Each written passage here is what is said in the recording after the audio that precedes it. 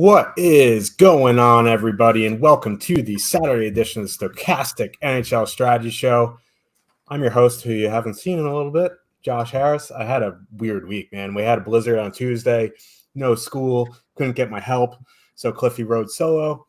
Thursday, my help canceled.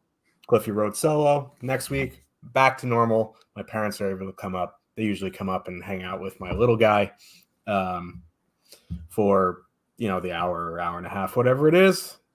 Life is complicated. Cliffy stepped up. Thank you for that. Joining me, as always, Rocco Gudis. How you doing? Not doing too bad. Back to normal, but not quite, because Monday, it's an all-day slate on Monday, it looks like, with no NBA again. Looks like DraftKings might be running an all-day slate, so I think we might be having a live before lock on Monday, whatever time that may be. So kind of back to normal, but not quite, but doing well. We can talk about last night's game. I don't think there's any point. I only caught the third period. I went out to a movie. It's like stunned. The first day of the NBA All-Star break, there's one NHL game, and it's at 10 o'clock at night. So not a whole lot to talk about in that regards, but we do have good contests for the early slate here on DraftKings today. Good contest tonight. Interesting slate tonight. Lots to talk about. Yeah, I didn't play last night either. Anytime I can get a day off in the middle of a season, I'm going to take it. I went to sleep at like 8 o'clock because I'm old and I got a 6-month-old. So sleep while you can. I guess you guys know that because he was on the show not too long ago. But yeah, this is a fun little 6-gamer.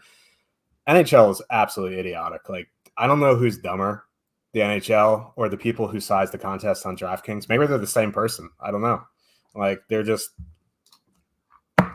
70 IQ individuals, but it is what it is. We have a 6-game early slate, 6-game main slate. We'll go in depth on the main slate. The early slate we'll touch on in a minute. We're not going to go super in depth there. If you're coming in for the first time, welcome. If you're coming from NBA, welcome. Let's get into that early slate. Before we do, just wanted to say thank you guys again for all the support through your affiliate signups and super chats. If you are new to the show, we get, unlike most of the other stochastic, talent on the shows, we get paid through the affiliate links, through our affiliate signups. We chose to do that instead of, losing the show completely. You guys have been incredibly supportive. You have helped us out so much. We truly appreciate it. You guys rock. So let's touch on this early slate, shall we? Let me load in the games here. All right. We got Edmonton, Dallas, Ottawa, Chicago, Detroit, Calgary, Buffalo, Minnesota, Nashville, St. Louis, Florida, Tampa Bay. Honestly, if these 6 games were on the main slate, I would have loved that slate more than the main slate that we have right now. There is a lot of good spots here. I'll let you go more in depth now, but Edmonton kind of mixed up their lines a little bit, which makes me kind of like Dallas a bit more here. Ottawa, Chicago might be the worst game of the season. Like, Ottawa is just awful. I know Bedard's back. The Sharks are on the main slate, but, at least they are awful. I mean, they're awful, but, like, at least Bedard's in that game. Who knows? Minnesota stands out to me. Minnesota top line. They're fully correlated on the power play as well.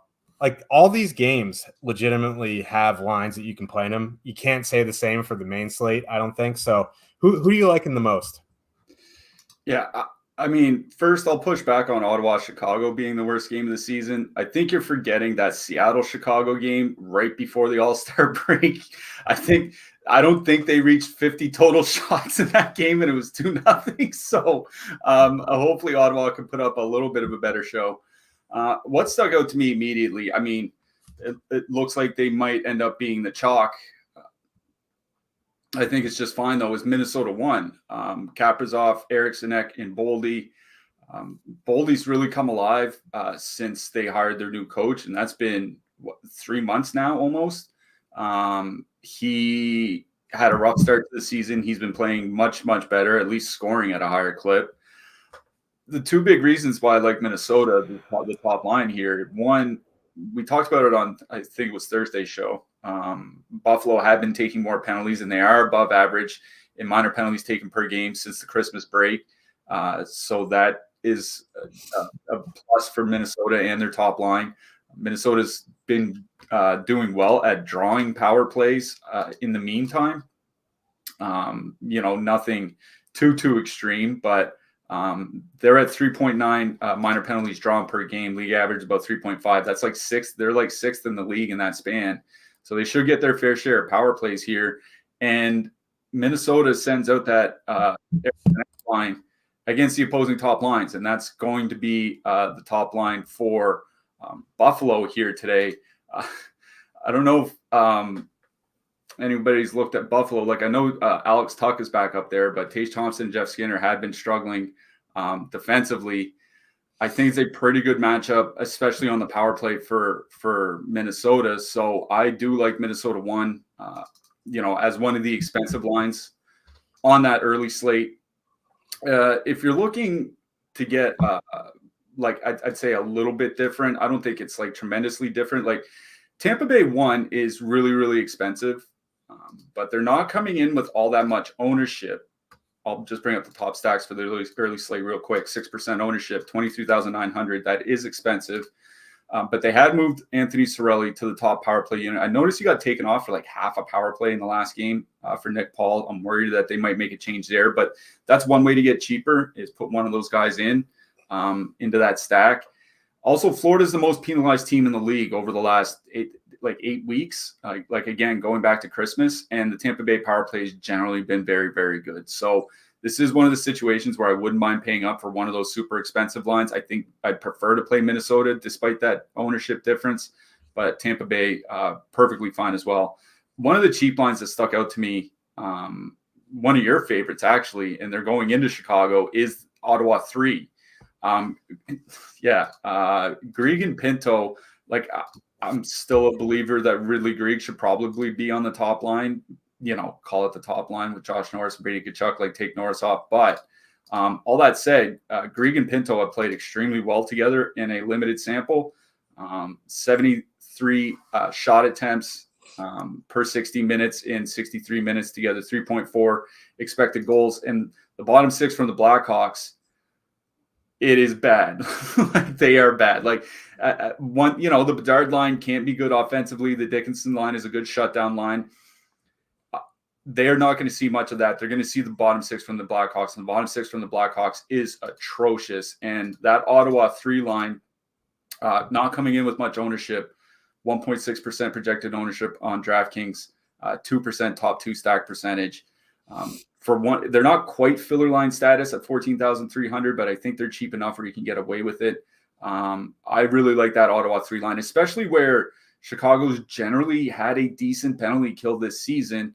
You're not really stacking Ottawa for the power play here in this specific spot. You're stacking them because it's a great 5-on-5 matchup pretty much across the board, other than the Tkachuk line. So I think Pinto, Tarasenko, and Grieg is one of the cheap lines that I like for the loose slate. Yeah, I mean, you don't have to convince me twice to play that line. Although I do kind of agree that Grieg should be a center. I don't know, I think Pinto could also be the top line center. I think there's a case that Pinto, Stützle, or Grieg could be the top line center. Josh Norris is their 4th best center, and he's the top line center. So, I mean, we're not going to, drag that out, but we've talked about that ad nauseum. It's just the contract. Should we touch on the defenseman a little bit? Yeah. Let's touch on the defenseman. Roman Josi, top of the board, 7,500. I think, he's okay, but St. Louis doesn't take a ton of penalties. He'd have to get there at even strength, which is certainly possible for Josi. I think Rasmus Dahlin is my favorite of the spend up options at 6,700. He just plays a ton of minutes. He just, his peripherals have been insane lately as well. So I do like Dahlin there.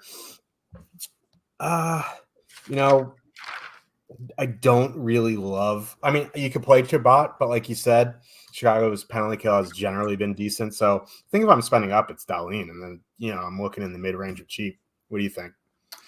Yeah, I also want to mention they said that Jake Sanderson may be back for this game. I don't think that'll change the top power play unit, but there were times where he was running it over Chabot, even when Chabot was healthy. Sometimes they're using two defensemen on both units, sometimes on one, sometimes on two. So we'll have to check warm-ups for that. I like Jacob Chikrin, again, because it's not really a great power play matchup for Ottawa. Chikrin is a guy that can really build up peripherals at 5-on-5, even strength. So I do like Chikrin. Brock, I like Minnesota, so I do like Brock Faber as well. Back to the Connor Clifton for Buffalo. More minutes. He's been blocking shots, doing well for the Sabres, at least from a DFS perspective, since Power and Samuelson got hurt. Another cheap guy that I don't mind is Jacob Magna from Chicago. He might have to block a lot of shots here from Ottawa here today. He's been getting more minutes. I think he was actually over 20 minutes in Bedard's return. So I think Clifton and Magna would be the two cheap guys that I'd be looking towards. Yeah, Sam, I'm a big Clifton guy. I know you were when he was on Boston. He just wasn't getting the minutes. Now he's been getting the last two games. He's played 22 and 21 minutes. He's 2,700. So, he's a very good offensive defenseman, not a very good defensive defenseman, which is kind of the issue. But who cares at that price? You know what I mean? So yeah, that is the early slate. If you guys have questions as we move on, you can always just ping us and we'll try to answer it. But we're going to move on to the main slate. The main slate. This slate is an absolute gong show. We have Washington and Montreal. We have the Ducks in Toronto, Philly in New Jersey, Winnipeg in Vancouver, Columbus in San Jose. I take back what I said about Ottawa, Chicago. That might be the worst game of this season. That's a 6.5 total, by the way. And Carolina, Vegas. We were kind of talking about it before the show, because if you look in the top stacks, Toronto is overwhelmingly chalk, right? And I think it's fine to say that they're going to be chalk. It's just like the ownership on these lines seem a bit high. Like, I think the second line ownership is a bit high, and I think the top line ownership might be a bit low. Like, I don't know. Like, you're going to see the power play guys have heavy ownership. I don't know if they're going to reach that level. We'll talk about it, though. Let's talk about the first game, though. Washington Capitals with a 3 total heading into Montreal. The Canadiens have a 2.9 total. Right off the bat, just kicking me right in the nads with a 15% Washington one. I just can't. I just can't. They're going to get Suzuki, Caulfield, Slavkovsky at evens, and that's actually a decent line. So if you want to play Washington 1, listen, if you don't know me, I hate the Capitals. I hate using the Capitals in DFS. I never stack the Capitals. Alex Ovechkin not having a very good season. Dylan Strom's having a good season, though. But she's not having a great season either. They are fairly priced, but the issue is there are not a ton of expensive lines on the night. So like 16-2, great. There's like 5 other lines that you could play in that price range. So why would you play 15%? Washington 1 here. It is a good power play matchup. I just okay, maybe they get there. Like, eventually it's going to burn me. I just, at that ownership, I'm not interested. I'm more interested on the other side, which we'll get to in a second. Like, the second and third lines, like Mantha, McMichael, Protas, like, if there was a super expensive Edmonton, like 24K or Colorado 1, I think you can use them because they're coming in with no ownership. But like 10-4 on this slate isn't truly necessary. And like, maybe you can one-off Pacioretty. You could do that, but he's playing with Michael Scarbosa and Sonny Milano. It's just like, what are these lines? So I don't have a ton of interest in Washington. I do like Montreal 1. Caulfield, Suzuki, Slavkovsky. They're coming in with positive leverage. They are 17-8, which is a little bit more expensive. They have a 2.9 total. Washington generally has a decent penalty kill, but they're not very good 5-on-5. You wrote about Slavkovsky on a different website today. He's looked like a completely different player from last year to this year. This line is very good. They're fully correlated. Yeah, Washington has a pretty decent penalty kill, but fully correlated line, positive leverage, 2.9 total, which is fairly high for Montreal. So I'm in on Montreal 1. Yeah, I mean, the first thing I'll say off the bat is like there's no matchup concerns from the Washington side. It really doesn't matter what you're looking at. Like their best defensive line is that Mantha McMichael Protas line. It's been about league average this season, maybe a little bit better, but like, you know, a roughly league average line is not a line that you should be worried about defensively. So on the Montreal side of things, like there's no matchup concerns that you're really worried about. The only question is what you want to play. I was happy to see them stick with Armia and Josh Roy on the same line. Like I'll start with the depth lines to stick with Armia and Josh Roy because they actually have been playing reasonably well in a small sample, 59 shot attempts, 3 expected goals per 60 minutes. Problem is like Roy's not getting much ice time. Like if you get 11 minutes from him, that's about the best you can ask. I will say, I mentioned this, I think on Thursday's show, Joel Armia is now up to, I think it's 12 straight games with at least 2 shots on goal in each game. Like that, he's been, and if you watch the games, like he's noticeable. Like this doesn't look like the guy from October and November when he got sent back to the AHL. It looks more like the guy, you know, that they got 3 years ago. So that depth line, again, it's like you mentioned, this isn't really a slate where you're necessarily looking for those 10K filler lines to put with like an Edmonton or a Colorado. But Newhook, Armia, Roy is kind of an interesting line for me because I'm not worried about, you know, like I said, the matchups on the Washington side. Newhook is on the top power play unit. Armia has been shooting the puck. Josh Roy, you know, he's had a couple good games DFS wise. The rest hasn't produced a lot. But, you know, if you just watch that line and, you know, I haven't missed too many Montreal games, like he's noticeable when he's on the ice. They just don't get a lot of ice time because, you know, they basically use their third, fourth lines as their equals. So if I'm stacking, you know, if I'm playing Montreal depth, it's Newhook, Armia, Roy that I prefer over Anderson, Pearson, and Evans. Like Anderson and Pearson are up to 85 minutes together this season of 5-on-5, 75 shot attempts against per 60 minutes. And like the Pearson or the Anderson and Jake Evans numbers aren't that much better. So like, that's just a bad line. It's Roy, Armia, and Newhook that I like from the depth. But yeah, I like Montreal 1 the best in this game.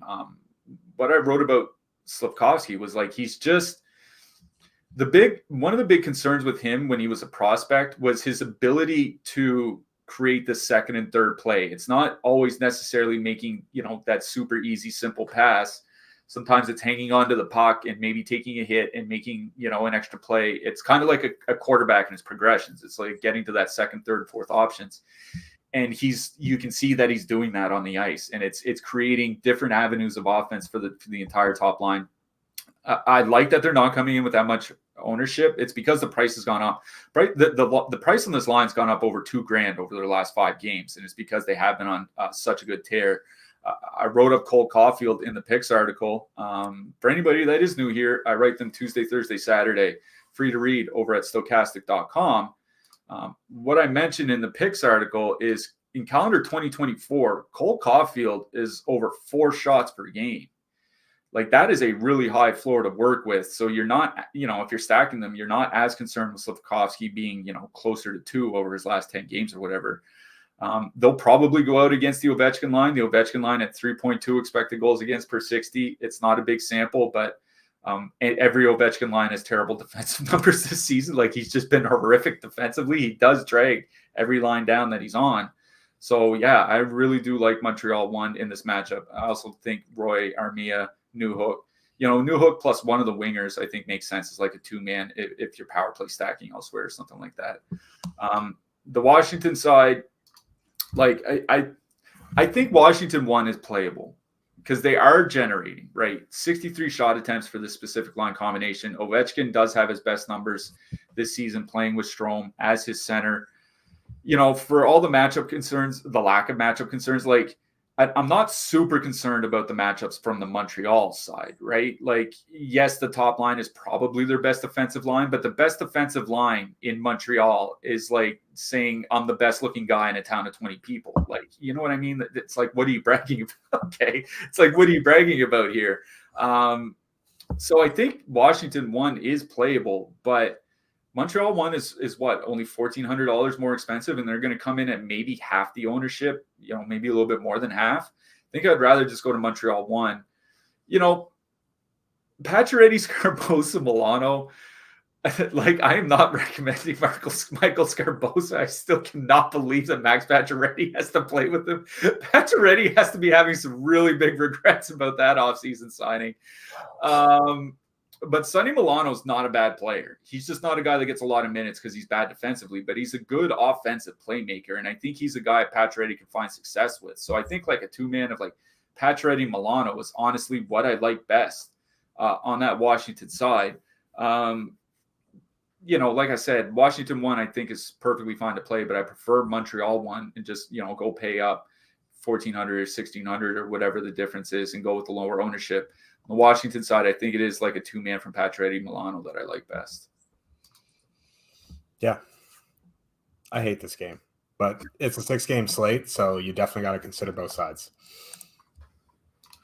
Anaheim Ducks with a 2.5 total. Heading into Toronto, the Leafs have a 4 total. Lucas Dostal confirmed for the Ducks.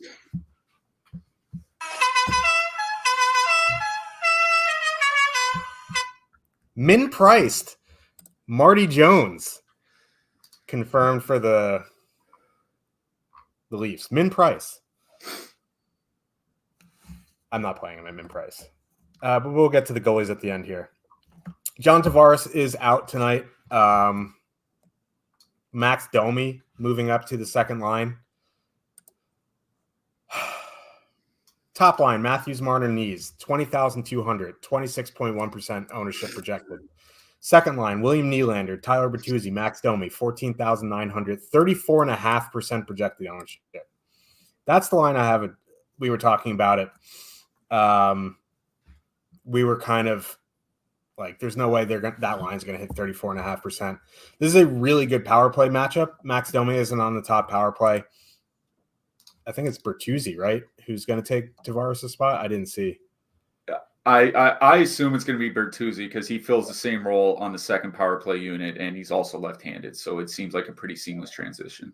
So you do get two guys on both lines on the top power play unit. So maybe, I don't think if you full stack Domi, Bertuzzi, Nylander, you're going to get a line at 34.5%. Maybe Nylander comes in at over 30%. Bertuzzi's like 20, and then Domi's like 12 or something like that. So if you full stack that line, I don't think it's going to be 34%. The top line could hit 26%. Austin Matthews is having an incredible season. The Leafs still suck despite that season. This is a very, very good power play matchup, though. So I think you could power play stack here. You could go like Matthews, Marner, Nylander, Matthews, Nylander, Bertuzzi, something like that. I don't know why Jake McCabe is running the top power play unit. I think it's Liljegren now, actually. He was there on Thursday. Thank God, because I was going to go on like a 38-minute rant about it, because why would you play Jake McCabe on the top power play unit when you have Timothy Liljegren? With Bertuzzi and Liljegren on the top power play unit, it actually makes it stackable. You know what I mean? Like when you had Tavares and Riley there, you legit couldn't power play stack the Leafs. Now you could if you wanted to.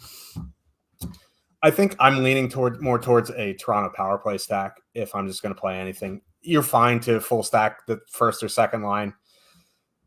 Go ahead. There's no defensive matchup on the Ducks that makes me, scared. So I think Toronto 1, Toronto 2 are perfectly fine. I prefer Toronto 1, but power play stack is my favorite. On the Ducks side, Alex Killorn got activated, and we're kind of hoping he just slides into the bottom 6 because Henry Karlsson-Strome had a big game last time, and Vetrano, Terry, McTavish have been a pretty good line. Like, Vegas is disrespecting the Ducks here because Toronto's awful. They're missing their best defenseman. Marty Jones is bad. He was in the minors. to start the season. Came up, had a couple good games, regressed heavily, went back to the minors. Now he's back up.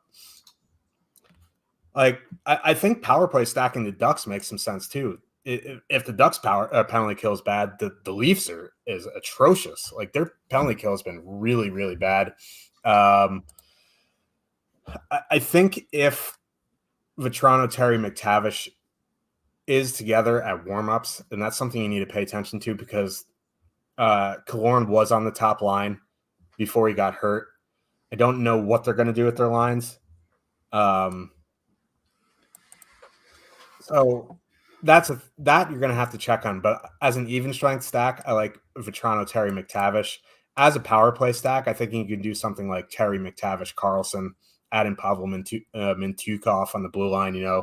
I think both sides are viable for power play stacking, and there's a boatload less ownership on the Ducks. I'm not saying go out and play them.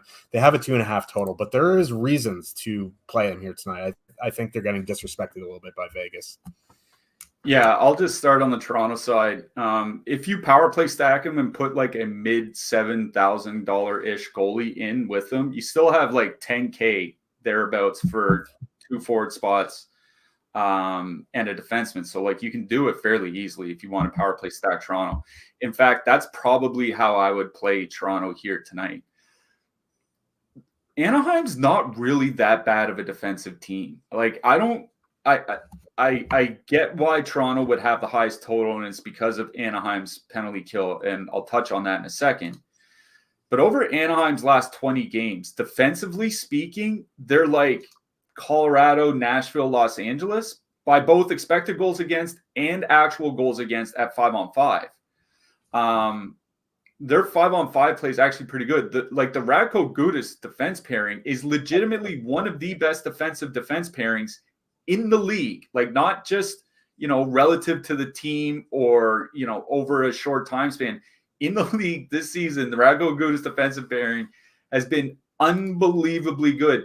In fact, when Gudas is on the ice with Leo Carlson, the top line for Anaheim, their expected goals against is 1.6 per 60 minutes.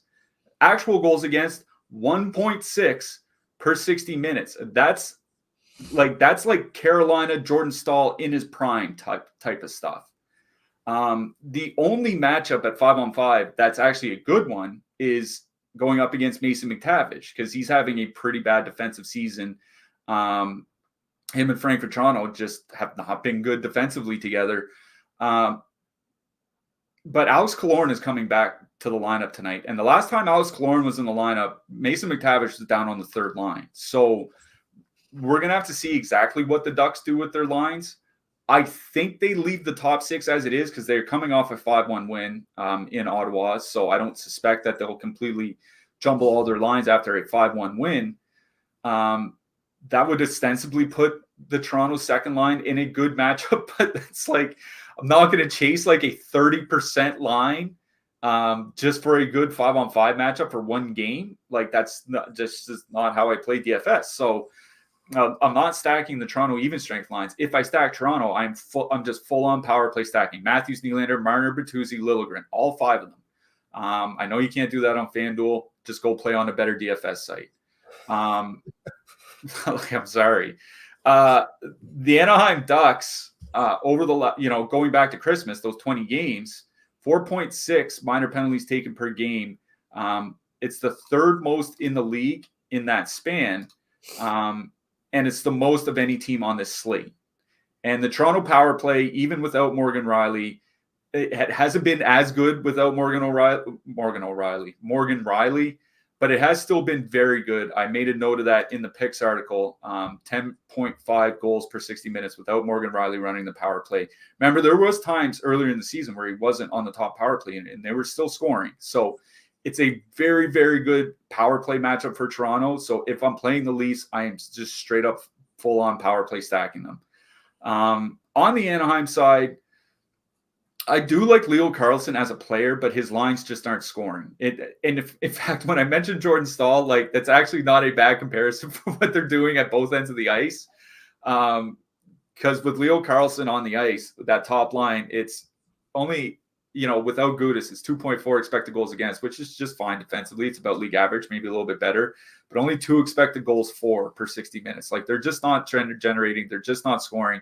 They're also probably going to see, I imagine they see the Austin Matthews line, because when Anaheim went into Toronto, like, that's how Ottawa treated him. Like, Carlson was the top line. And if he's going out against Austin Matthews, which is actually a pretty good defensive line, 2.2 expected goals against since January 1st, I just don't think that there's enough there to stack them. So I think I'm with you, where as long as the line is Vetrano, Terry, and McTavish, that's a line that I like best. They're not coming in with a lot of ownership, 3.7% at 16K. I think, you mentioned in the Washington game, like, there are pivots in that 16K-ish price range to go to, rather than playing a 15% Washington one or whatever it's going to end up being. I think this is one of those pivots, because they're going to miss the Matthews line at 5-on-5. There are no concerns for this. Like, a second line ran by Max Domi, there's no matchup concern there whatsoever. And the Toronto penalty kill has been in the bottom 10 since Christmas by goals against and by shots against. They've been nearly as bad as Anaheim's. They just don't take as many penalties. So Anaheim has been drawing a lot of power plays. That's kind of the upside. 4 minor penalties drawn per game over their last 20 games.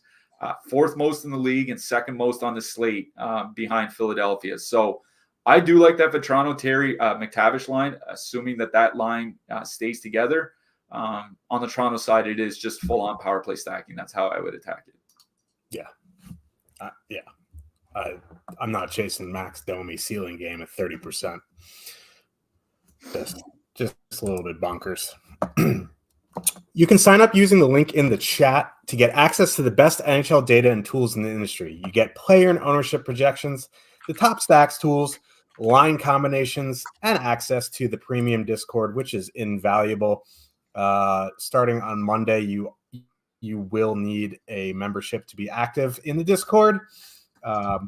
So if you've been waiting and you're in the Discord, now is the time. Click the link in the chat. You can do weekly, you can do monthly, you can leave on Fantasy Cruncher, you can take off Fantasy Cruncher. Thank you, Fantasy Cruncher.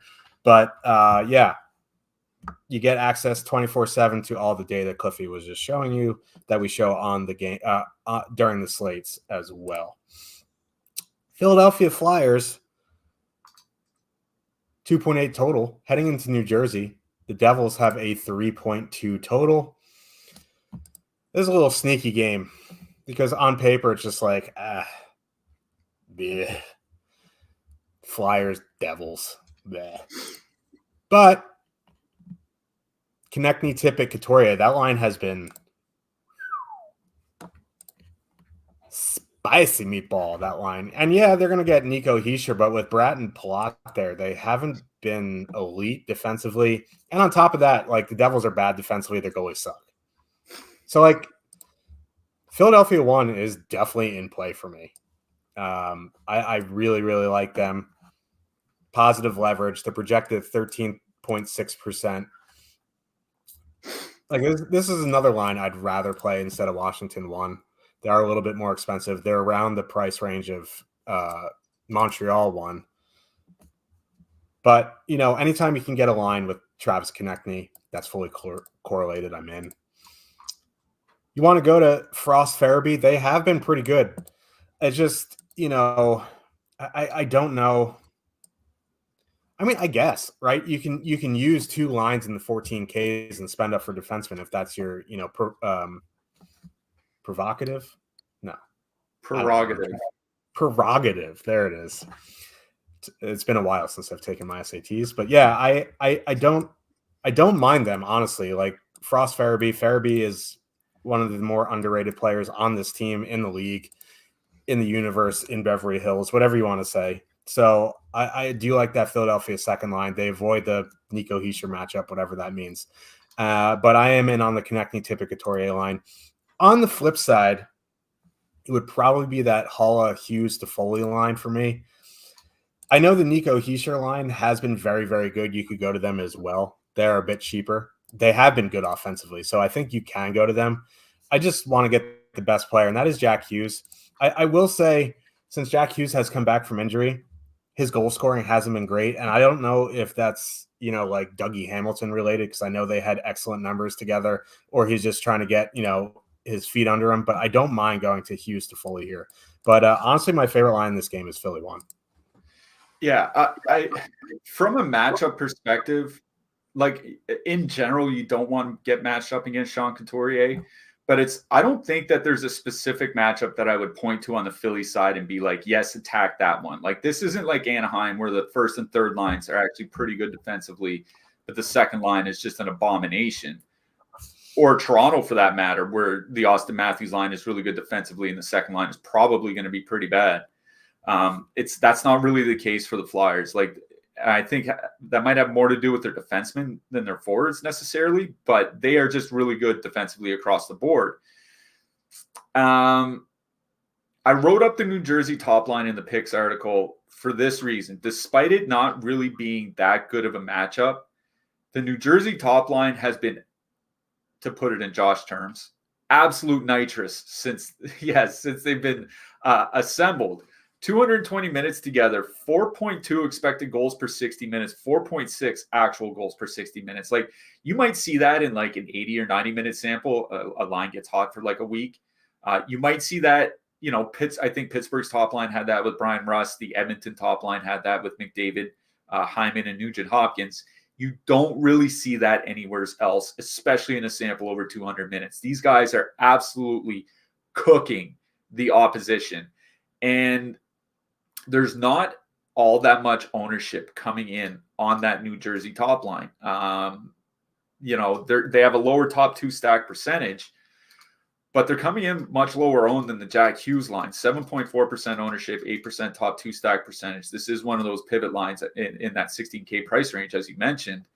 Whether you want to leave Palat on the stack or not, like he only has 17 shots in his last 10 games. So he's not providing a lot of volume, but he has 6 points in there. And at his price, like he doesn't really need a lot to pay off either, right? The guy's 3,600 on DraftKings. Like if you can get an assist in like 2 shots, it's not tremendous, but you wouldn't be like, mortified at that as if he were a 5,500 or 6K player or something. So I think on the New Jersey side, I prefer that top line. I just find myself in that situation where, like, can I stack New Jersey and leave Jack Hughes off the stack? I think this is a situation where you can do it because the Philadelphia penalty kill, other than Carolina, has probably been the best penalty kill in the league this season.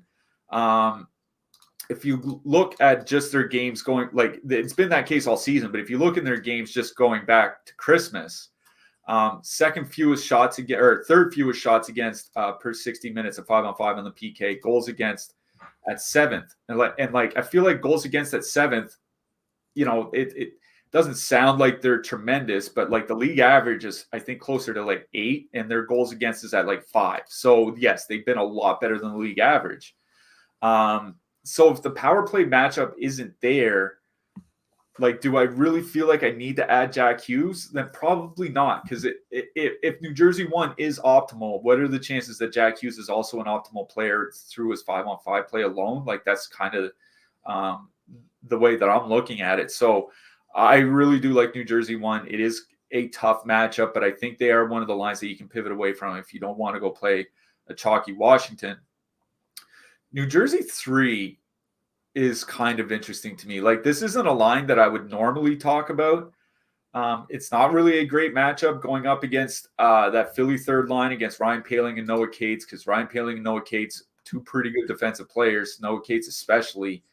But Mercer and Lazard don't have bad offensive numbers together. 2.9 expected goals for per 60 minutes. I think they're playable. They're not one of those third lines that I would be targeting on this slate, though. I think I went over a couple of them in that Washington-Montreal game. There are a couple in the very next game that we're going to talk about. So I think there are other spots I would go to for my third lines. I really do like New Jersey 1. I also like Philly 1 on the other side. I think Philly 2 is certainly playable. I worry about like shot generation. You know what I mean? Like Morgan Frost is not a shooter. Joel Farabee's not a shooter. Cam Atkinson kind of is, but he seems a little washed. Like, I'm going to be honest. Like, the guy's 35 years old coming off major injury. So, like, how much can we really expect from him? I would just go with Tippett, Konechny, and Couturier. Like, if you want to take off Couturier and put on Frost for additional power play exposure, I guess that's fine. But I'm not stacking either side here for the power play matchup because, honestly, even though New Jersey's goaltending has been bad, the penalty kill has still been pretty good, even with their injuries to Siegenthaler and to Dougie Hamilton. Also, I don't think Siegenthaler is going to play tonight, but he has been in their last few practices, including one yesterday. He was still on, playing, paired up with the scratches. So I don't think he's going to be in. That would kind of change things a little bit. But I did write up Owen Tippett in the picks article. He's being leaned on a lot more. Like Travis Konechny of late, his last 10 games, he's over 21 minutes a game. Owen Tippett is over 18 minutes a game over his last 15 in calendar 2024. He was closer to like 15 minutes at the start of the season. Like John Tortorella is realizing that he has to lean on his top forwards, and they're getting a ton of ice time. Tippett shoots the puck a lot. He's north of 4 shots per game in that 15-game stretch. Konechny shoots the puck a fair bit.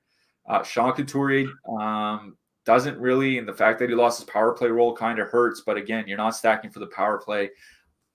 I don't think this is in a game where I'd really go and attack the depth lines. I think this is a game where I would just go with the top lines, go with the lines that are playing the best, and that's both New Jersey 1 and Philly 1. I prefer New Jersey 1 over the Philly side, but I think both are eminently playable here tonight. Yeah, and I don't think you need to leave off Couturier for Frost. The Flyers' power play fucking sucks. Like, they're bad. But who knows with Tortorella, you know what I mean? Like, Couturier could be back on that power play in the first period. He could not for the next 7 games. You just don't know. I mean, you could, but, like, I just prefer just flat out full stacking Philadelphia 1. Lowest total game of the slate, Winnipeg Jets with a 2.7 total heading into Vancouver. The Canucks have a 2.8 total. Highest projected line in this game is 2%, the Pettersson Lindholm Hoglander line. Then the next one, there's two others above 1%, and that's the Kyle Connor Scheifele Ehlers line, then Garland Bluger Mikheyev line. There's no ownership in this game. 0.6% projected ownership on JT Miller, Besser, Suter.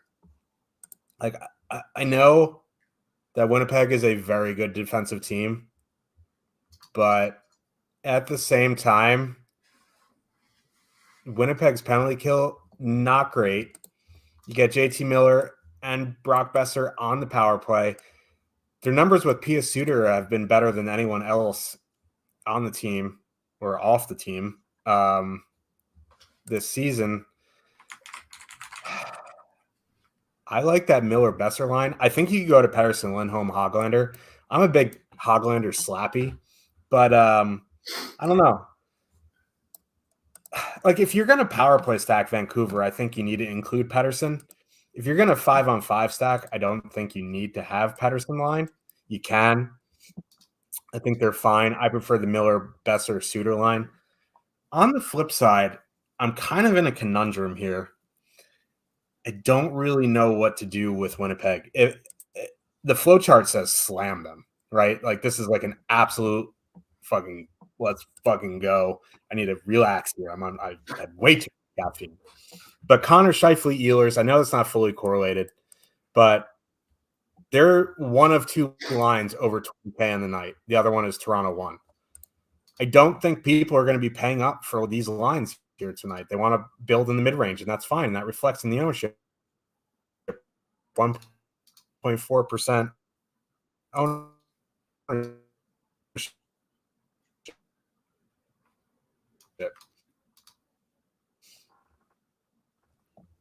I think I don't know if I'm going to play them.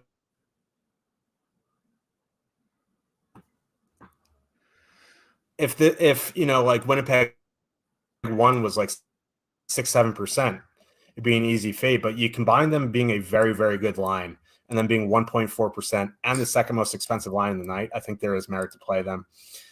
You want to go to the second line, it's all right. Like, I just don't love the ice time. Oh, and I forgot to mention, I don't know if it's super necessary on this slate, but Connor Garland, I think, is a one-off. If you're like trying to jam in like Toronto power play or another power play, you need a cheaper one-off. I think Connor Garland is fine. Yeah. Winnipeg's defensive play has been arguably the best in the league this season. They're right up there. It's them, Carolina, and Philadelphia. I think have probably separated themselves as the best defensive teams in the league so far this year. Connor Hellebuck having a Vezina Trophy worthy season, so he's been excellent. Here's the thing: is like Vancouver, even though they're not scoring like they were earlier in the season, their last 20 games, they're still 8th in the league in goals per minute, right? Like this is a team that is still scoring in the top 20, top 25% to 75th percentile of the league. In that stretch, they've scored basically as often as like Carolina, Ottawa, more than Toronto. They're still producing pretty well offensively. And it's not like Winnipeg can't be had, right? Like they gave up 4 goals to Philly last week. They gave up 4 goals to Toronto, I think the game before that. Like this is a team that can allow 3-4 goals. And honestly, if you're stacking, you don't really need more than 4 goals to have a pretty big night.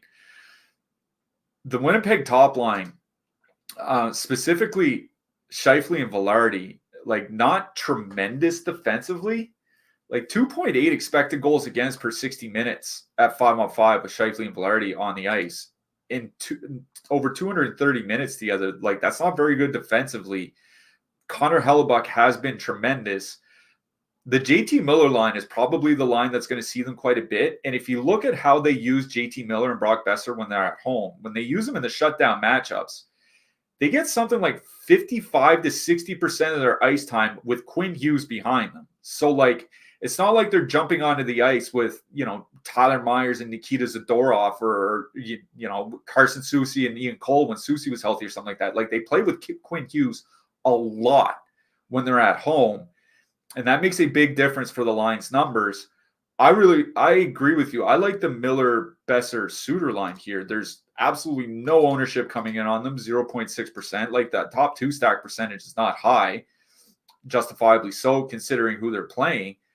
But, that Miller, Suter, Besser line, 3.1 expected goals per 60 minutes with Suter there, only 1.3 against. Like they've been absolutely dominant with Pius Suter on the left side.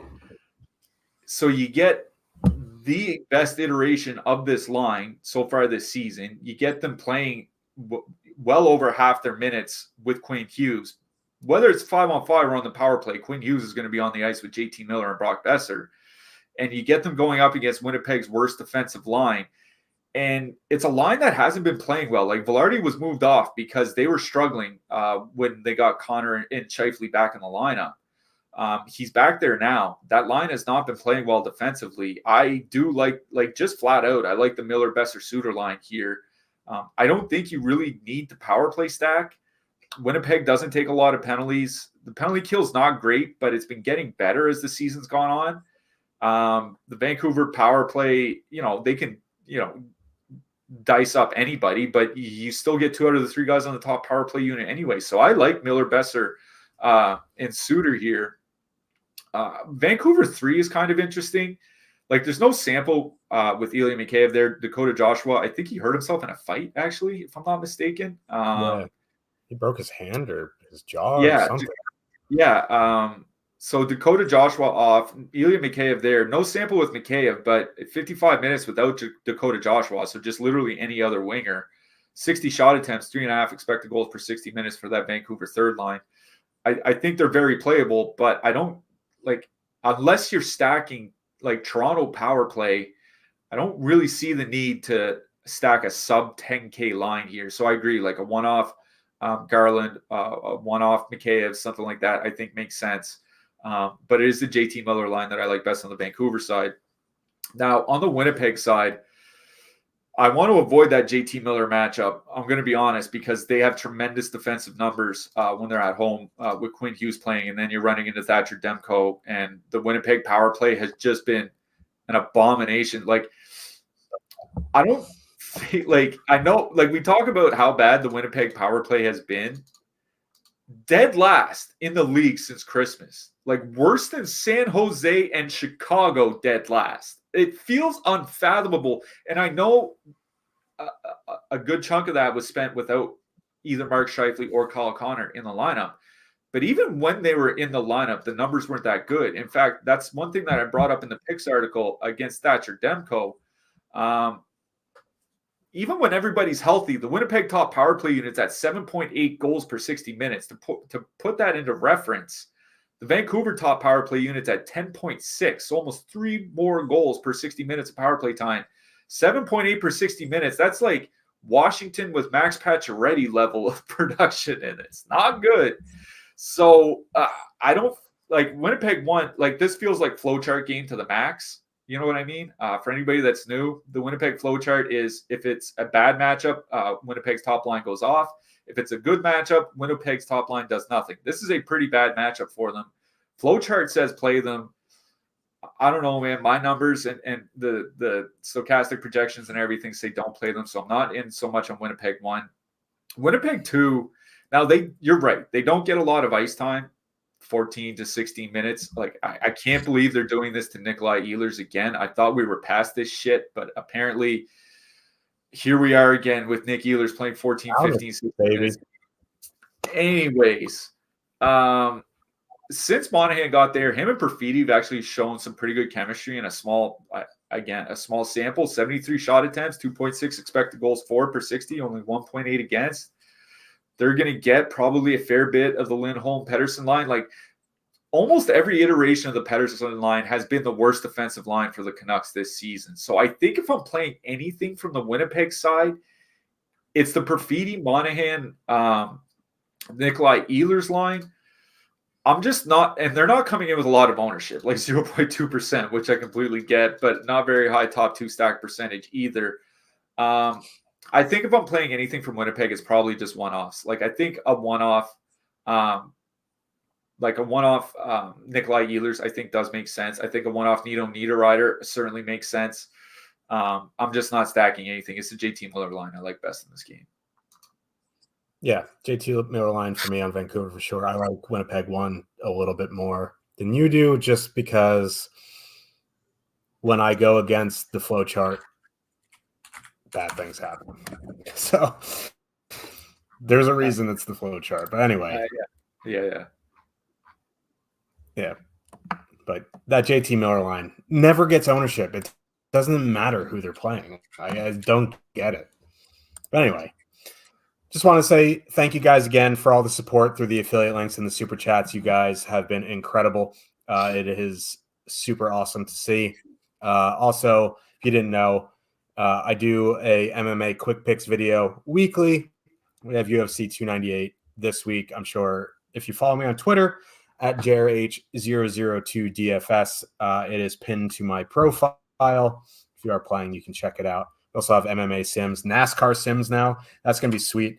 NASCAR was one of my favorite DFS sports to play back in the day. Probably going to get back into it now. But yeah, you can click that link in the chat. You can sign up for either of those, and you can go about your day. You know what I mean? Thank you, guys. And let's get to these last 2 games. I wish they didn't exist, and I wish there was a giant sinkhole for this next game, but we got to talk about it. Columbus Blue Jackets with a 3.4 total, as my internet goes bad again. Heading into San Jose, the Sharks have a 3 total. Why is my internet? Can you hear me okay? Am I cutting out? You still seem fine to me. Okay, so let's talk about this crap game. No Hurdle, no Couture. Boone Jenner, Johnny Gaudreau, Jack Roslovic at 13-7, 15.3% projected ownership. I was kind of hoping Kent Johnson was still going to be on the second line with Marchenko. Can I talk about this? I am super pissed about this because I wanted to play that Columbus second line too. Okay, I get that they lost 6-3 on was it Thursday or Tuesday night? I forget, one or the other. This Columbus line in Ottawa. sucks. In Ottawa, okay, they lost 6-3. Like, fair enough, you're going to change up the lines. The only line that went positive at 5-on-5 in that game was Johnson, Voronkov, and Marchenko. Okay, the only line, and that line has generally been playing extremely well this season. The reason Ottawa got 6 goals, they got 2 on the power play, 1 shorthanded, and 1 with the empty net. Like, I don't know how you're going to put any of that on the second line. Why would you break up that line that had played pretty well in that game? Like, they gave up their chances, but I mean, this is the Columbus Blue Jackets. You're going to give up a lot of chances. The team sucks. It's just really frustrating because they broke up a line that was playing well because they got their brains beat in on the special teams. And I don't get why that would happen. And on top of that, it's not as if they broke up everybody, right? Like, they're keeping together the Jenner, Gaudreau, and Jack Roslovic line. And it just feels like they're singling out that line for a terrible penalty kill, which is not their problem. Anyway, sorry, you were saying. I was saying you take Kent Johnson off that second line, you put Yegor Chinnikov in. Marchenko, Chinnikov, Voronkov suck. They don't create anything. The reason they had a good stretch was because they were shooting like 9,000%. Like, their expected goals was like 1.8. Their actual goals was like 7. It was like insane how hot they were running. They were sun running more than any line I've seen outside of like that 1 month stretch from Arizona 1 a few years ago. That was ridiculous. But like, why go back to this line? Okay, maybe the Sharks are just what the doctor ordered because the Sharks are the worst teams in the history of the NHL. Like, this team is atrocious. I don't really want to play a 15% Jenner, Gaudreau, Roslovic line. They aren't good either. They have a 3.4 total, and the Sharks are just atrocious. So, like, I get it. Honestly, I think like Cole Sillinger, Kent Johnson is the 2-man like I'm most considering. Like, I think you can power play stack, right? You can go like Jenner, Marchenko, something like that. Jenner, Marchenko, Gaudreau, and Werenski. But like, the Columbus power play isn't very good. Sharks penalty kill, like, for as terrible as they are, their penalty kill is okay. Like, I don't know. Like, I don't want to be sitting here playing Columbus with these line iterations. If Kent Johnson was with Marchenko and Vankarov, I'm all in on that line. But with Chinnikov there, like, their expected numbers blow. Like, they've gone from suck to blow. Like, there's no other way to describe it. So, like, I don't know what I want to do here. Like, these lines just make me want to fade Columbus altogether. And I think that's fine because, yeah, the Sharks are a terrible team, but so is Columbus. I think the one strategy that I like to do with teams against the Sharks is play players on the blue line. I think Werenski is probably the best play on the team against the Sharks. So, like, I think that's fine. I think you go like 2-man, like a Marchenko, Werenski, and go about your day. On the Sharks side, like a 14% Mikael Granlund line, like, oh, what are we doing? Like, 14% Granlund, Zetterlund, Duclair, or 15.3% Jenner, Gaudreau, Roslovic. I think I'd rather have San Jose 1 here. I like Zetterlund. I'm a Zetterlund guy. Duclair doesn't really do too much for me. Granlund doesn't really do too much, but he has actually had a pretty good season for the Sharks. Someone had to like play these minutes, you know what I mean? You want to go to Eklund, Barabanov, Cunnin, or whatever these second line is? I think Barabanov, Eklund is a fine 2-man. But again, you don't need the salary on this slate unless you're power play stacking. So, like, this is a 6.5, and there's going to be goals. I just don't know where they're coming from because these lines are atrocious. Yeah, I'll start on the San Jose side. I'll just say there's not a whole lot that I like on the San Jose side.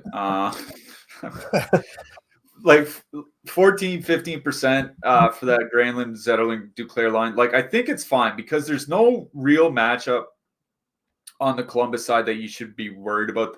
Like, I think Columbus's best defensive line might be the third line. I'm going to be honest about that.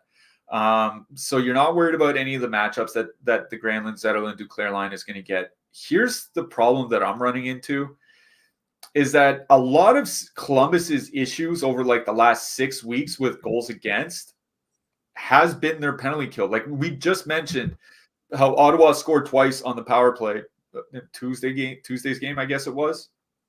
It's the penalty kill that has been the big issue for Columbus, especially from a goals against perspective. Like if you look at like their actual goals against going back to Christmas at 5-on-5, 22nd in the league, that's not bad. But the worst teams, like they're at about 2.6, 2.7. The worst teams are north of 3. So like they're not quite, near as bad as, the Ottawa, Detroit, Montreal, Chicago tier or whatever. Like they're not that bad.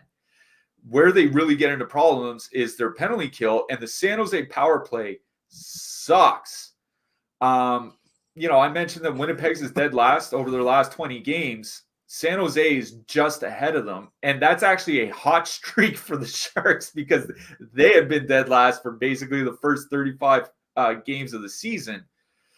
San Jose also doesn't draw a lot of power play opportunities. In fact, they're drawing the second most minor penalties per game going back to Christmas, and that's something that's basically persisted all season long. So if they only get like 2 power plays and their power play sucks, like can they actually take advantage of a bad Columbus penalty kill? I mean, they can. Anything can happen in one game of hockey. Am I willing to, yeah, good point. Am I willing to play them at like 14, 15% to stack with like a Toronto line or something like that? It's like, no. I'm not going to say don't play San Jose because it's not like Columbus is like a tremendous team or anything like that. But I just think considering the ownership, I would rather play the Columbus side. Like if I'm going to play a line at 5-on-5 at 15% in this game, it's going to be Jenner, Gaudreau, and Roslovic. Like at the very least, they've been producing 3.2 expected goals, 68 shot attempts per 60 minutes, 4.3 actual goals per 60 minutes. I even wrote up Boone Jenner in the picks article. He had a bad few games to start the year. He got injured in the middle, but I think it was like his last 34 games, 33 games. He's at 3 shots per game. So he has been shooting. Some of Gaudreau's playmaking metrics aren't that bad. 2 out of the 3 guys are on the top power play unit. The power play sucks. Kent Johnson got moved up to the top power play, actually. So, I mean, good for him. But the power play is not that good. I hate to say it, but I would actually just go to the Columbus second line. Marchenko, Chinnikov, Voronkov, $14K. They're actually more expensive than the Columbus top line. It's like, oh my God, this game. But they're actually coming in with positive leverage, 2.8%. Like this game having any line with positive leverage feels like a miracle. Marchenko and Voronkov have played well together. It's Chinnikov, like this guy just fires from everywhere. It's like we used to talk about players gaming their numbers, their shot attempt numbers by firing from everywhere, from bad angles and all that. This guy actually does it.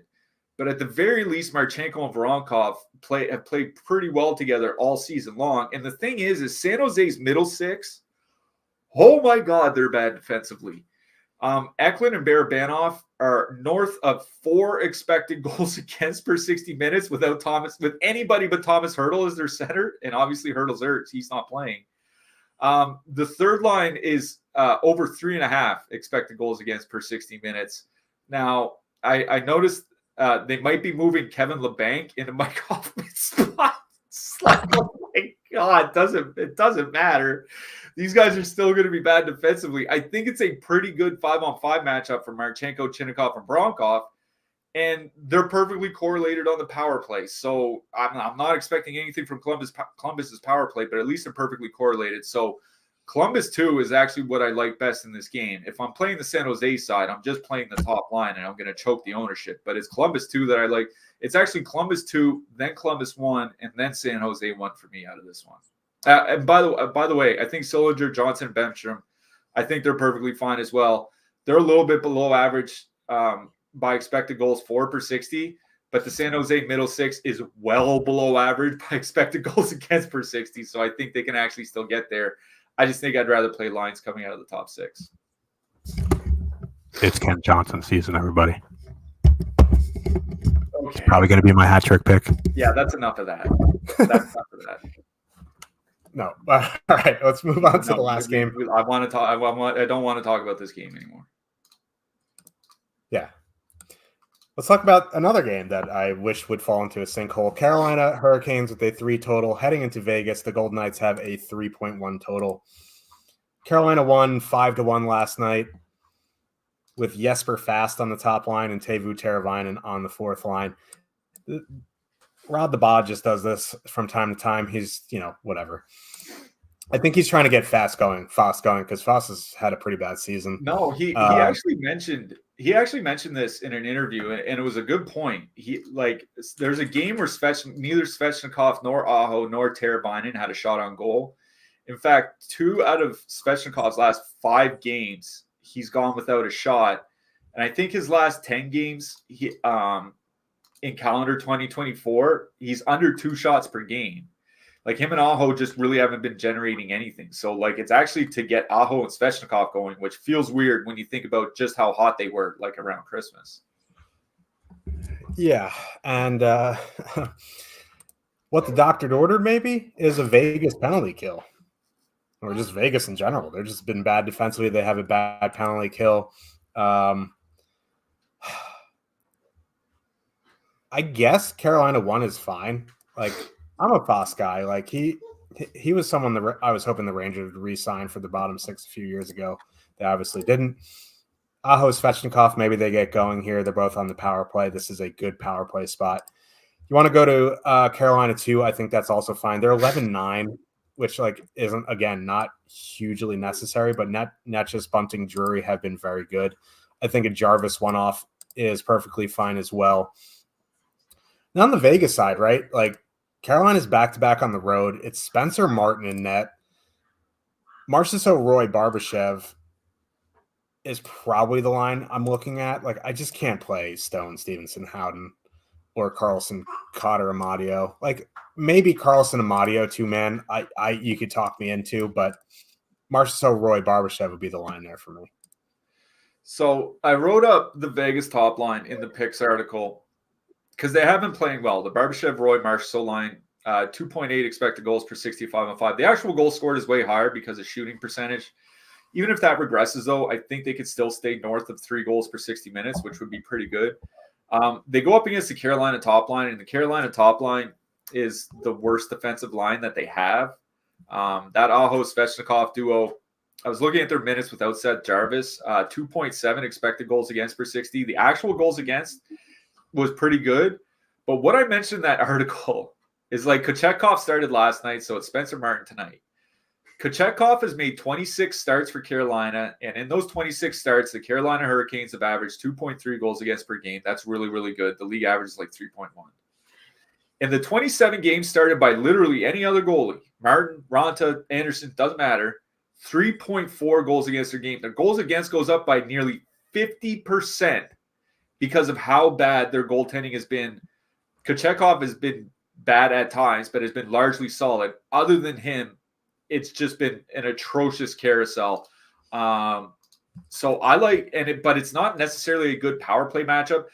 The Vegas power play, since Jack Eichel got hurt, we're talking near bottom of the league status. That's only been a little over a month now, so I didn't have them in the sample that I talked about, but they would be down with the San Jose and Winnipeg power plays that I just mentioned. And Carolina generally has the best penalty kill in the league. They do again this year. The only thing that can let them down is their goaltending. But with how good the PK has been and how bad Vegas' power play has been, I'm not even worried about Spencer Martin starting. So not really attacking Carolina for the penalty kill or for the power play guys or anything. You only get Roy or Marchessault on the top power play unit. They've been pretty good offensively. They get a good matchup. Spencer Martin in net is just a gift for Vegas. Not a lot of ownership either, 4.3% against a 4.8 top 2 stack percentage. I do like Vegas 1 here. Vegas 3, I think, is also in play. 120 minutes together for Carlson, Cotter, and Amadio. 3.2 expected goals per 60. William Karlsson has played at times as high as up 21 minutes since he came back from injury. They'll probably see the Jordan Staal line. That kind of sucks. But again, it's Spencer Martin. Like, all you need is just need one shot on goal and you have a decent chance of scoring. Like, that's just how bad this Carolina goaltending has been. So I think Vegas 3 is in play, but I do like Vegas 1 the best. They've been playing well. They'll get the minutes. Marchessault's been shooting. He has 10 goals in his last 10 games. Like, his regression is hit. So I really do like Vegas 1. On the Carolina side, there is one particular matchup I like. Vegas, in their last home game against Minnesota, used that Roy Marchessault Barbashev line against the top line. So again, they're going to be going out against Carolina 1. That leaves Carolina 2 probably to go up against that Stevenson, Stone, Howden line a fair bit. Stevenson, Stone, and Howden, 2.9 expected goals against per 60 minutes. That is bad defense. If you look at any iteration other than with Jack Eichel, that Stevenson Stone duo has been really bad defensively this season.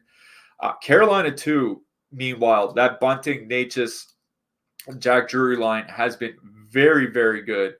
3.1 expected goals per 60 minutes, 88 shot attempts per 60 minutes. Even though Natchez has kind of cooled down his shooting a little bit, he's still over 3 shots per game in his last 5 games. I mentioned Michael Bunting in the picks article today. He's on the top power play unit for Carolina. He's up to 2.2 shots per game in the 10 games since Natchez returned. They've been playing a lot together. It's not 2.2 shots is not a lot, but it's a lot better than the 1.6 that he was averaging before that. Really good 5-on-5 matchup. The Vegas penalty kill has been really bad, so you get Bunting on that top power play. I like Carolina 2 here. If you want to play Carolina 1 to get some additional power play guys, get Svechnikov and Aho because of how bad the Vegas penalty kill has been, I think that's perfectly fine. But it's Carolina 2 that I like best on that side, and Vegas 1 on the Vegas side. Carolina 2, yeah, I like them as well. I think I like Carolina 1 as well, just for that power play. Let's talk a little bit about defensemen, shall we? Don't really want to, but I will. Quinn Hughes at the top of the board, 6,900. I played him the other night in a Vancouver power play stack. Did nothing. Like, his shot rate has gone down bigly since the beginning of the year. I think at the top of the board, it'd be Matheson or Werenski for me. I think Carlson's also fine. And then you're just, like, Burns is probably okay. But then you're really looking in the mid-range and cheap guys. Like, there's no real reason to spend up multiple times here tonight. Who are you liking? Yeah, I wrote up John Carlson in the picks article. It's just the power play matchup. Like I said, the power play's been better with Max Pacioretty there since he came back from injury. Montreal takes a ton of penalties. This is a spot where Washington could get 4 or 5 power plays, and even a bad power play could get there once against this Montreal team. So I do like Carlson. Werenski, obviously, really great matchup for him, racking up the peripherals. Matheson on the other side of that Carlson matchup, I think it's a good one for him as well. But it's Carlson and Werenski especially that stood out to me. Not a whole lot in the mid-price range. I think Brent Burns is fine because that Vegas penalty kill has been bad. He can get there on the power play, can rack up a little bit of peripherals, not so much on the blocking, but on the shooting, he can help out a little bit. Radko Gudas for Anaheim. He might have to block a lot of shots here tonight for the Ducks. So in the mid-price range on DK, don't mind him. Filip Hronek, he's playable, I guess, but there's not a lot in that mid-price range that I'm really gravitating towards. It's more the expensive guys than the cheap guys.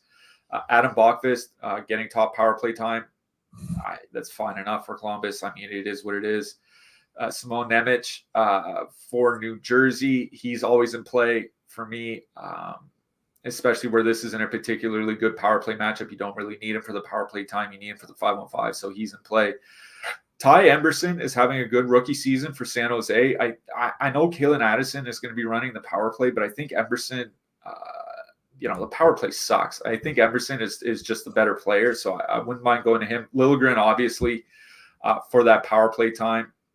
He's certainly probably going to – he might end up being the highest owned defenseman on the slate here tonight.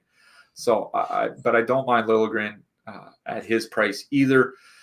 Super cheap. I wrote up Urho Vakanainen. He's been getting like 3-4 minutes more per game over the last month or so than he was getting earlier in the season. And he does like to block shots. And at Stone Min price, I think he's fine at 2,500.